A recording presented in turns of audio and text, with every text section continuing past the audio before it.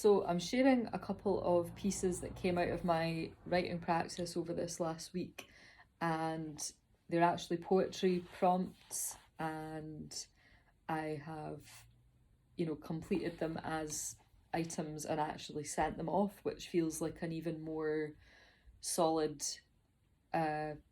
accountability process of like ticking something off the list, because you get, the information with the deadline and something to instigate your creative juices, and then your time writing, and then actually handing that over to submit it, which is kind of like putting it in the proverbial envelope. And that's kind of like a big tick off the list. So yeah, they're both quite short pieces. The first one was a prompt on foraging, and this one is called Treasure Hunt. I'll rustle and scrummage through bracken and bramble, seeking sweetness to stir into the jam-making pot by the handle. I'll fuss and fetter over which mushrooms look better, seeking out morsels think I'll return when it's wetter. Dare I say it, other than a fresh bilberry nibbled straight from the bush whilst on all fours, there is nothing I adore more than lesser foraged items with which I adorn, feather and bone, moss and stone, breathing new life into objects that represent my inner crone. In my memory, hearing my mother's groans as she catches a whiff of the stinking delights I've brought home from my latest beach comb. Hubble, bubble, yet no toil or trouble, to await my gleaming gathered treasure that most would consider rubble. I may have a goal of stocking up with the bounty of autumn's harvest, but little me still dictates the kind of wild adventure I like best. Stick leaves and feathers in my hair to make a mighty headdress, warrior cry howling in the hope the creatures of the wood I'll impress, always seeking deep pockets to fill in my sundress, the percussive sound of mountain river rocks carefully selected with reverence and request, for the gift of finding riches where'er I roam is the one with which I have been blessed. So that's that one. And then there's another one which is sort of like writing prompts in a Burns type style, which feels timely, given that we're coming up for Burns night. And there were several prompts here, like laughter, heartbreak, something that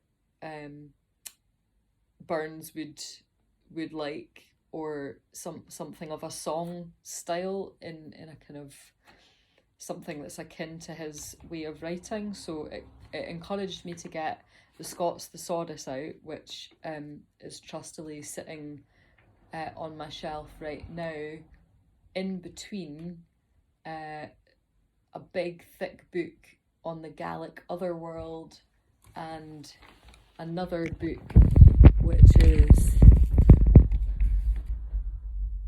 the Patter, which is all like Glasgow Patter phrases, which actually I forgot was there, so I'm gonna have to get that one out.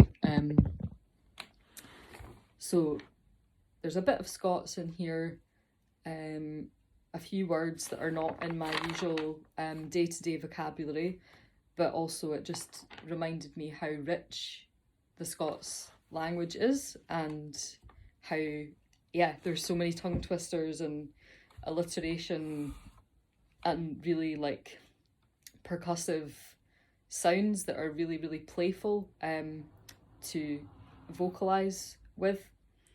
So this one is called Whiskey Kiss.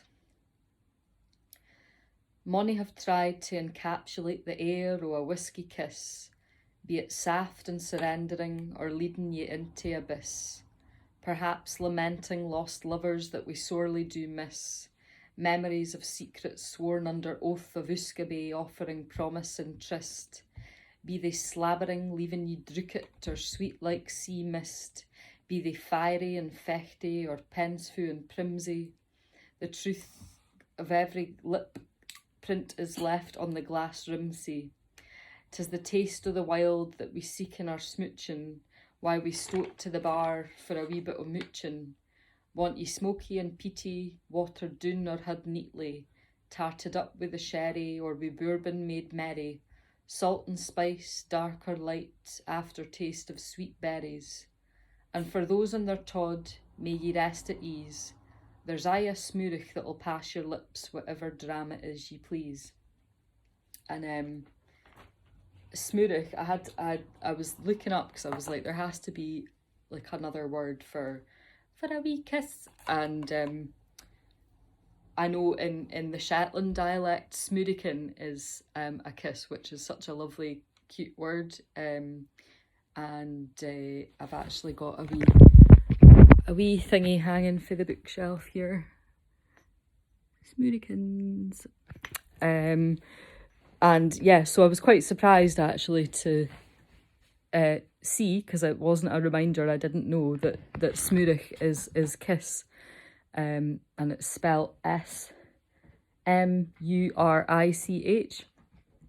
So I feel like this week I would have liked to have had more time to dedicate to my writing space, and in fact I did have it actually written in my planner, which would suggest, you know, that that's going to happen. But it's been one of those weeks where I have been realigning my like priorities, and even though there's been like a preparation process going into that of like cleansing and clearing and decluttering in a literal, metaphorical, visceral, emotional, mental, soul sense, and I'm at the point now where I'm actually writing things down, like, okay, right, this is the project I'm focusing on, and this is what I'm doing, and da-da-da-da-da.